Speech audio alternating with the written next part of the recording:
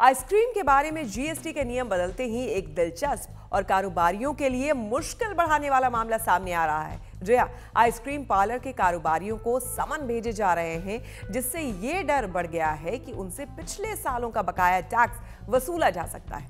अब मुश्किल ये भी है कि वो अब पहले आइसक्रीम खा चुके ग्राहकों से बकाया टैक्स कैसे वसूलेंगे।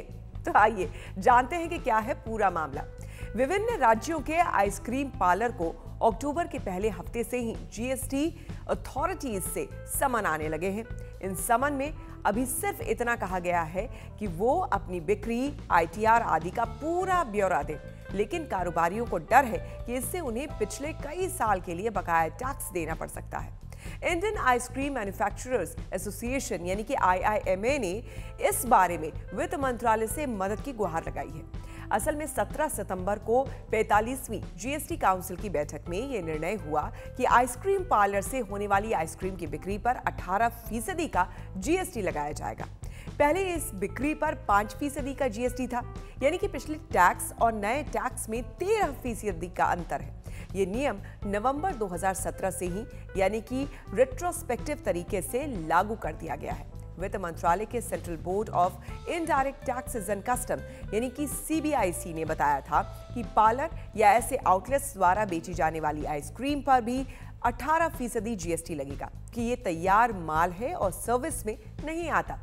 पहले पार्लर के अंदर बेचे जाने वाली आइसक्रीम पर 5% का जीएसटी लगता था और बाहर रिटेल सेल्स वाले आइसक्रीम पर 18% का जीएसटी लगता था। वित्त मंत्रालय ने कहा है कि पहले से बनी आइसक्रीम बेचने वाले आइसक्रीम पार्लर रेस्टोरेंट जैसे नहीं होते हैं। वे किसी भी स्तर पर खाना पकाने के किसी भी रूप में अटैच्ड नहीं होते, जबकि रेस्टोरेंट सर्विसेज प्रदान करने के दौरान खाना पकाने के काम में शामिल होते हैं। सीबीआईसी ने स्पष्ट किया है कि आइसक्रीम पार्लर पहले से ही मैन्युफैक्चर्ड आइसक्रीम बेचते हैं और एक रेस्टोरेंट की तरह कंजम्पशन के लिए आइसक्रीम तैयार नहीं करते हैं।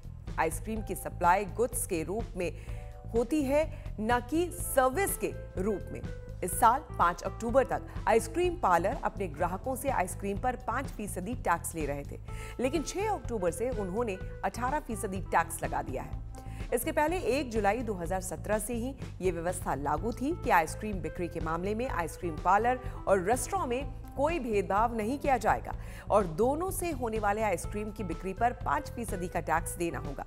लेकिन अब ये व्यवस्था बदल गई है। अब भेजे जा रहे समन में कारोबारियों से साल 2017 के बाद के इनकम टैक्स, बिक्री आदि के पूरे दस्तावेज के साथ ही ये ब्यौरा देने को कहा गया है कि उन्होंने 5% टैक्स के आधार पर कितनी बिक्री की है।